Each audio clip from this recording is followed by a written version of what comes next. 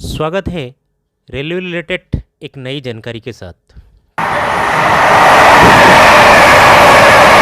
8-260 rail क्या है? आप लोग जो देख रहे हैं ट्रैक में इतने तेज़ी से ट्रेन दौड़ रहा है, क्या इसके कारण 8-260 रेल है या फिर और कुछ वजह है? जानेंगे इस वीडियो में।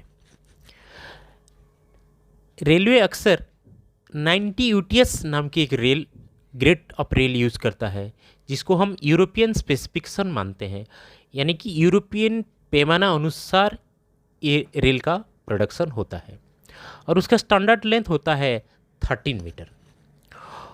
और आप जो लंबे लंबे ट्रैक देख रहे हैं, अक्सर ये रेल इतने लंबे होते नहीं। ये 13 मीटर छोटे छोटे रेल को वेल्डिंग करके जॉइंट करके इतना लंबा बनाया जाता है। इससे क्या होता था कि हाई स्पीड ट्रेन चलेगा या फिर हाई लोड कैरी होने से ये वेल्डिंग क्रैक होने का चांसेस था। तो ये सारी चीज़ को समाधान करने के लिए एक नया रिसर्च किया गया इंडियन रेलवे के द्वारा।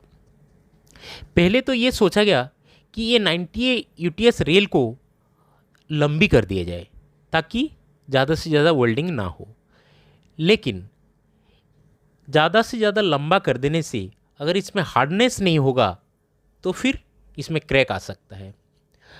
और इसको अगर ज़्यादा हार्डनेस कर दिया जाए तो इसको कॉर्प में मुड़ना भी मुश्किल हो जाता है। यानी कि जो ट्रैक में जो कर्व होता है, गोलाई होता है, यहाँ रेल को एक तरफ मुड़ना होता है और उसमें अगर डक्टिलिटी ना हो, यानी कि लचीलापन ना हो और ज़्यादा हार्ड हो जाएगा तो कर्व में रेल को मुड़ना मुश्किल हो जाएगा।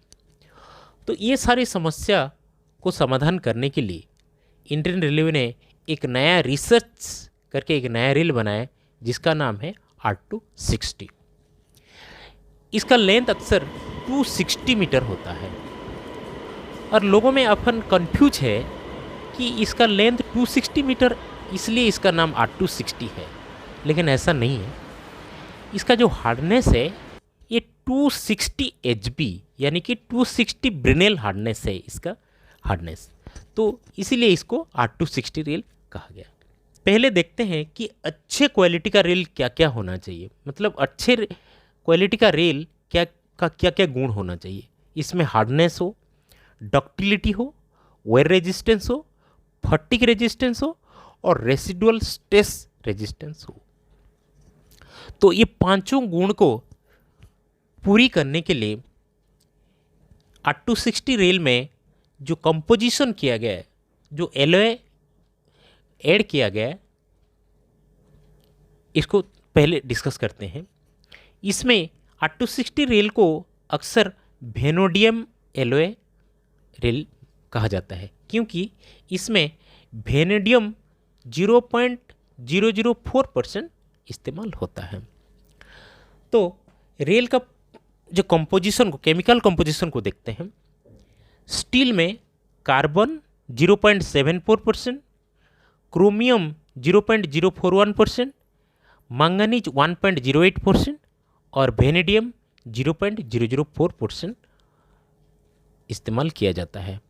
इससे इसका मैकेनिकल प्रॉपर्टी जो यानी टेंसिल स्ट्रेंथ एनहांस होता है और ये 923 मेगापास्कल हो जाता है। टेंसिल स्ट्रेंथ का मतलब होता है the maximum stress a material can take, मतलब एक मटेरियल सबसे ज़्यादा कितना स्ट्रेस ले सकता है, इसको टेंसिल स्ट्रेंथ कहा जाता है और उसको RMMP बा मेगा पास्कल में एक्सप्रेस किया जाता है। तो ये सारी एलॉय मिलाने से रेलवे का जो प्रॉपर्टी होता है, इसमें 923 टेंसिल स्ट्रेंथ होता है। तो जो वेनेडियम है और कार्बन, ये दोनों रेल का हार्डनेस को इंक्रीज करता है और वेयर रेजिस्टेंस करता है। क्रोमियम जो है ये इसका ट्रैक को डक्टिलिटी या फिर लचीलापन बढ़ाता है और मैंगनीज जो है इसका रेसिडुअल स्ट्रेस रेजिस्टेंस होता है मैंगनीज को ट्रैक में मिलाने से। तो ये चारों मेन एलॉय स्टील में मिलाने से R260 रेल को का प्रॉपर्टी को एनहांस किया गया है और ये wear resistance, hardness, ductility, fatigue resistance और रेसिडुअल स्ट्रेस रेजिस्टेंस बनाया गया है और अभी ट्रैक में बिछाया गया। तो ये R260 रेल पहली बार इंडिया में 2020 जून के महीने में पहली इसका बैच बनाया गया और अभी इंडियन रेलवे में इसको डिस्ट्रीब्यूट कर दिया गया है। इसके वजह से क्या होता है कि हाई स्पीड ट्रेन चल पाता है और हाई एक्सेल लोड भी इसमें चलाया जाता है। लेकिन हाई स्पीड ट्रेन के लिए सिर्फ R260 रेल का होना काफ़ी नहीं है, इसमें स्लीपर डेंसिटी और बालास्ट कुशन ट्रैक का ये तीनों का प्रॉपर कॉम्बिनेशन होगा तो हाई स्पीड ट्रेन और हाई एक्सेल लोड इसमें चलाया जा सकता है।